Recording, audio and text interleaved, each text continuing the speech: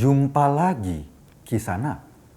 Gubernur Jakarta Anies Baswedan dikabarkan telah mengirimkan surat permohonan kepada Menteri PUPR Basuki Hadimulyo yang isinya meminta ruas tol lingkar dalam Jakarta dibuka untuk para pengendara sepeda.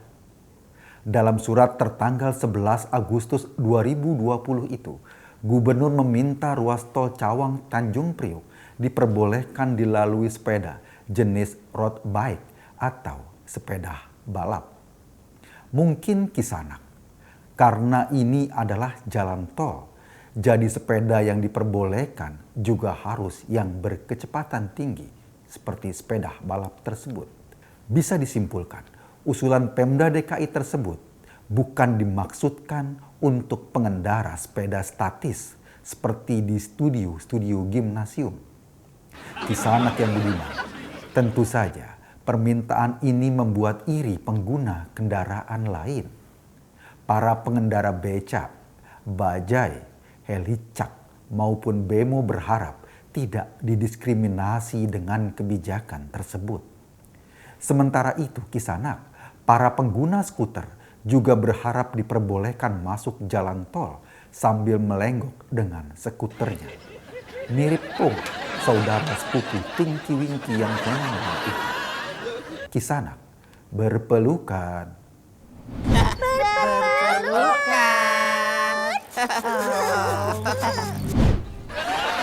Tidak cukup sampai di situ Kisanak. Ibu-ibu pendorong gerobak bayi atau baby walker juga tidak mau hak-haknya dicuekin gubernur.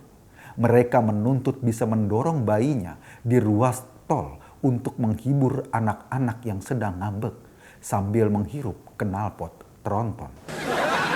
Kisanak, jika semuanya diakomodir, besar kemungkinan para pedagang kaki lima tidak akan mau ketinggalan. Mereka juga bermimpi bisa menggelar dagangannya di tengah jalan tol Jakarta. Sementara itu para pengusaha pasar malam mungkin akan meminta izin membuka layanan komedi putar di tengah jalan tol Jakarta. Jika semua usulan itu dipenuhi, dipastikan Indonesia akan memiliki jalan tol terpadat dan teramai di dunia dengan berbagai atraksi di sepanjang jalur tersebut.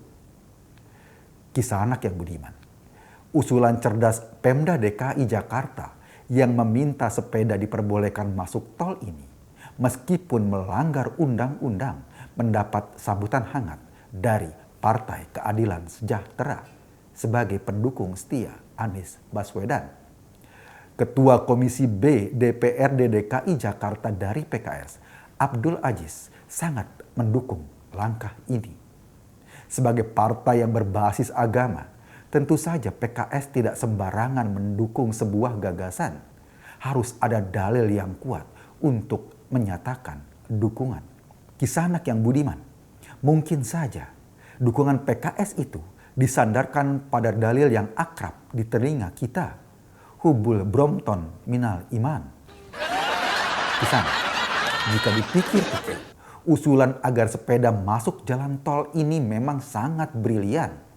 Apalagi sebelum usulan ini dibuat, Pemda DKI Jakarta sudah memasang peti-peti mati di berbagai sudut Jakarta.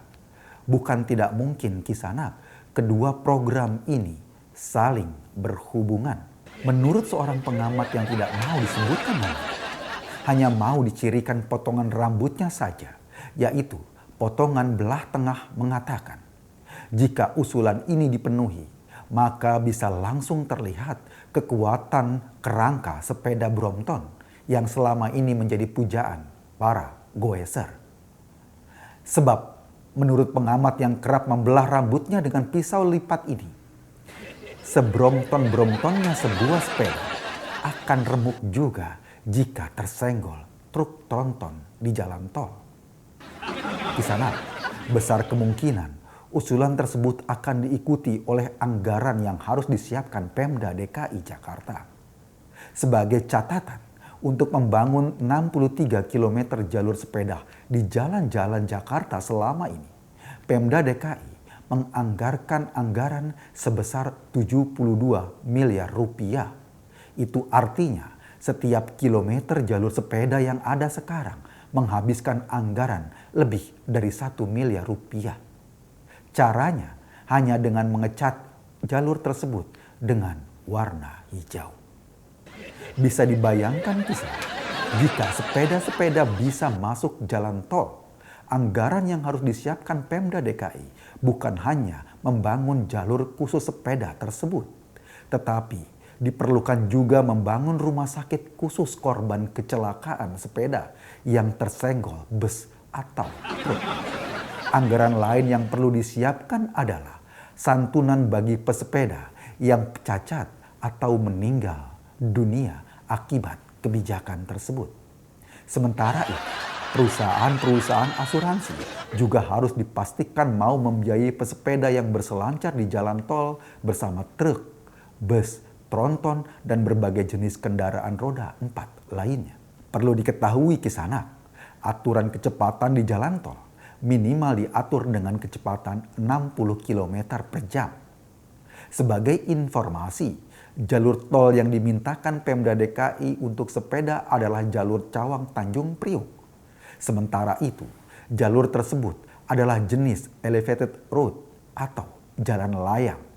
Kisanak, perlu diketahui, pada ruas jalan layang Kampung Rambutan Tanah Abang yang bukan merupakan jalan tol, sepeda motor saja dilarang melintasinya.